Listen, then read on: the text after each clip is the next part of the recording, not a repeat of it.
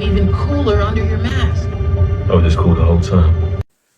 Listen, now this line is actually pretty deep and pretty inspirational.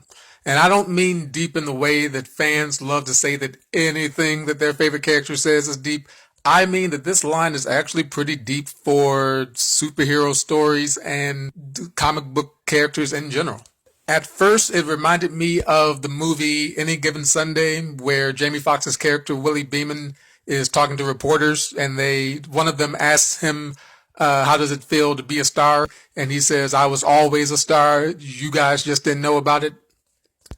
Now, in the case of that movie, his character was often kind of played up as being arrogant or cocky, and it's easy to kind of just write off Hobie Brown's line as him being the same, as him kind of being too cool for school to say that, listen, I was always this cool.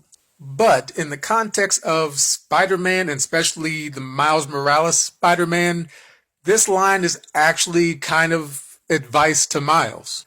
Because you see in comic books, one of the overarching themes is the idea of the superhero alter ego being the cooler version of the real person, which kind of fulfills a fantasy of men everywhere, of men who feel like Superman, feel like Spider-Man, but hate that the rest of the world sees them as Clark Kent or Peter Parker.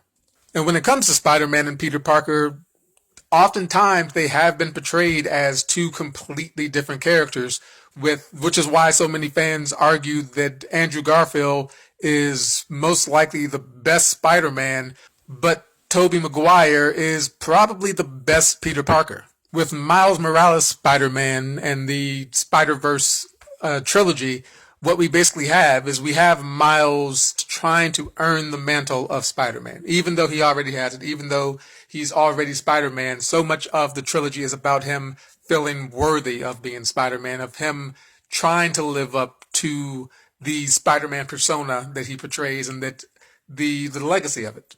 And that's the reason why when he asked Hobie, like, how can you be so cool underneath the mask? And Hobie says that I was always this cool.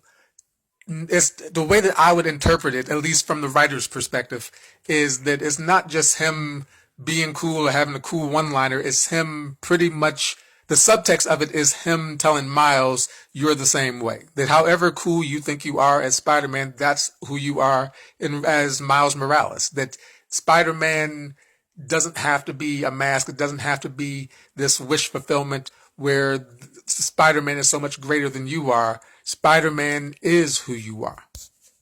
And that's the reason why I say that it can be inspirational, because that's also true to all the fans and to anybody, really. I mean, look at where we are. On TikTok, on YouTube, on Facebook, on Twitter, we live in a world where everybody is basically wearing a digital mask. And we all love to put our best face forward. We all love to edit and filter and only show the best of our lives. And all too often, it doesn't live up to the hype. And the problem comes when you feel like you're not as cool as the face that you portray online. That when you feel like you have built a mask that you can't live up to. And basically what Hobie's quote is about is that you have to look deep down within inside yourself and understand that whoever you project to the world, you can be that because that came from you.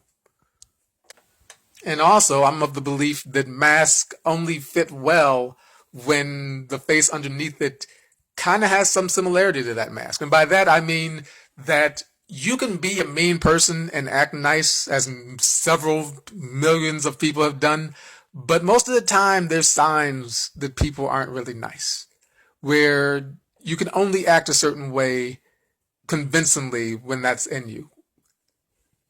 And when you look at the overarching theme of Across the Spider-Verse and Hobie's relationship with Miles, so much of his limited screen time is Hobie trying to get through to Miles that, as cliche as it sounds, you are enough, that you can be your own boss, you can be your own Spider-Man, you don't have to follow anyone else's path, or you don't have to follow anyone else's instruction manual on how to be Spider-Man, that you can be Spider-Man how you want to be Spider-Man, which of course is very punk rock. But ultimately, part of the brilliance of the Spider-Verse trilogy is the fact that you take a superhero and put them not just around other superheroes, but around other versions of the superhero that they are, thereby making them no longer unique, but just one of many.